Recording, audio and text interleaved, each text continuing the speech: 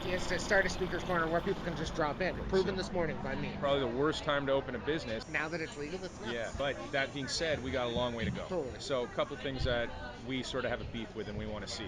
Number one, obviously, there's, looking at the legacy market, there are people in this industry that, we'll talk about the people that aren't actual criminals, for example. So Canada has home to some of the best growers in the world. And a lot of these are medically licensed. They have license to grow, and they are supplying the medical market. But a lot of that, obviously, it's no secret, falls off a truck and ends up in the hands of non-legal sources. Regardless, we both believe that these people should be given more of a path to legalization. For sure. Like, it's not fair that this industry, from a legalization standpoint, is frankly dominated by old white men, suits, who frankly don't know much about cannabis or the industry, let alone how to grow it, Yeah. and they're excluding the people that have made the industry what it is. And I mean, you can go through any industry and see how that model has affected the growth of it. I was complaining to JL just today, like just about certain people that enter the business because it's a quick turn and burn, even to the THC content. So to continue to push high THC, high THC, high THC, you're pushing a model that isn't really true anymore. Right. And there's more analysis has been done since that was the popular way to consume or to measure against one another. Exactly. So by pushing that forward, you're doing a disservice to the industry and the whole community as a whole. Absolutely. And that's happened time and time again in a bunch of other industries. Absolutely. It would be a shame. Yeah.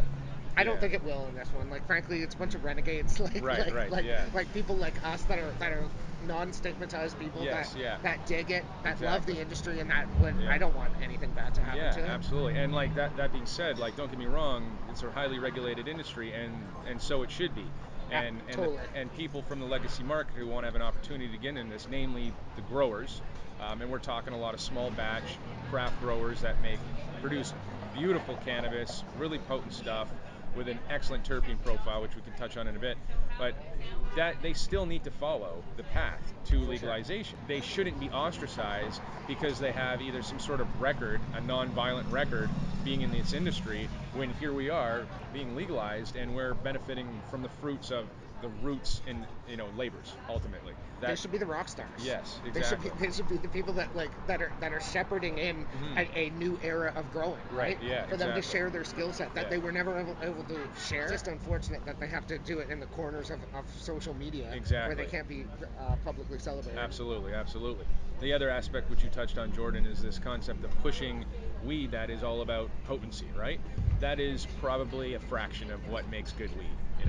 There's strain names that even itself, isn't as meaningful as it used to be. Kudos to the legal market, though. They've developed ways to make consistent strains all the way through, and you know what you're getting.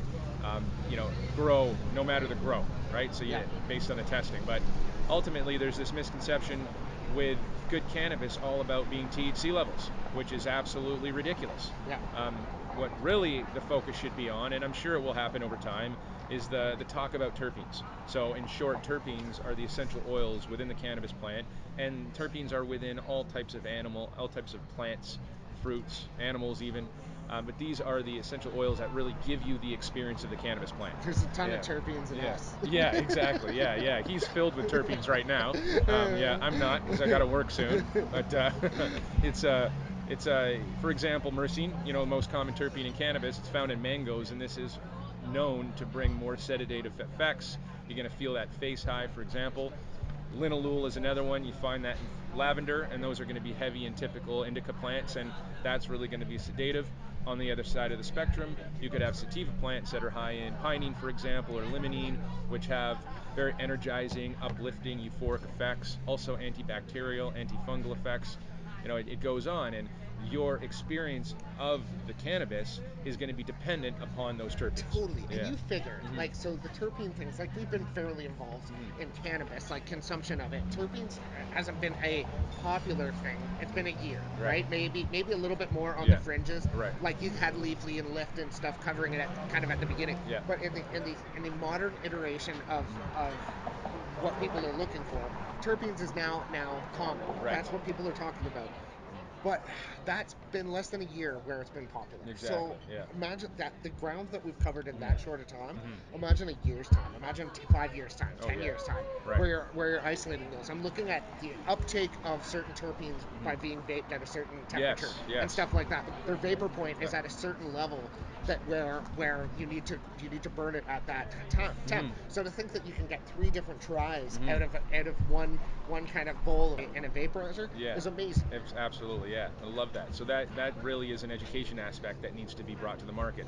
And just to tie it up a little bit to give you an example, you could have higher THC weed that's low in terpenes, and it's very one-dimensional. It's a very one-dimensional experience. You could have lower THC weed but high in terpenes, and that experience is off the charts in terms of how you feel. Now, don't get me wrong. Some people just want to get high. That's fine. Yeah, True. it's a difference of like in Johnny Walker Black versus Johnny Walker Blue, for example. Low shelf rail alcohol versus top shelf. Yeah, Not the one in the pretty package, but like exactly. what's the experience that you're looking Exactly. for Yeah. in that kind And of and thing. and for that to happen, we need more vocality from whether it's the LPs, the licensed producers, or really Health Canada.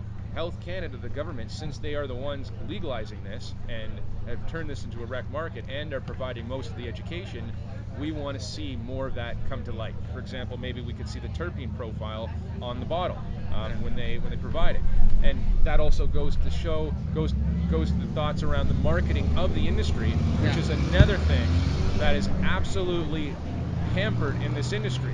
You have I saw a streetcar go by the other day with a 20-foot liquor bottle on the side of it.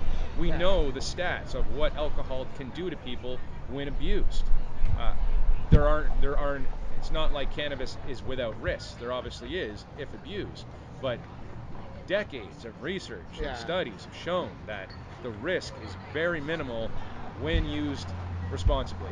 And that risk is reduced even further when there's greater education.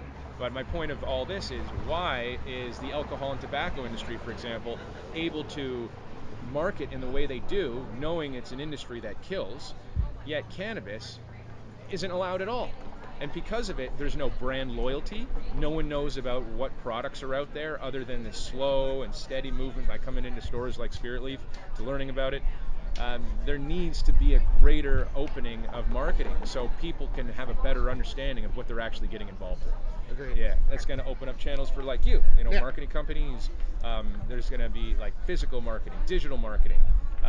The industry itself, the LPs are going to grow. You're going to have more brand awareness, more brand loyalty. There'll be less of a what's called paralysis analysis. There's so many options out there for people to choose from, and they can't create any association because we're hamstringed by the lifestyle For that it sure. helps bring us. Even we're restricted. We can't associate any type of lifestyle benefit with cannabis, even though that is the whole purpose of cannabis to It benefit our lifestyles. it Right. especially pisses me off. There's my morning office that Mhm. sits on my balcony. If you're watching this from my channel, you've seen it. Mhm. So I look right onto the Budweiser stage. Right. So I have this gaping reminder of the disparity between the AGCO rules Right. every single morning. Where Unbelievable. like it'd Yeah. be sick to have like Uh, high noon stage, right. right? Right. Yeah. Like or Like, Zenibus stage, exactly. Yeah. Yeah. like Like it the, would be. like the Namaste rink and shit like that. I Right. think it'd Right. be hilarious, It's and it'd about be time. awesome. Yeah. Yeah. And being that we all are a culture that is spreading peace, love, and harmony, you would think you would want to create that marketing opportunity For sure. to push our culture forward in that way, right?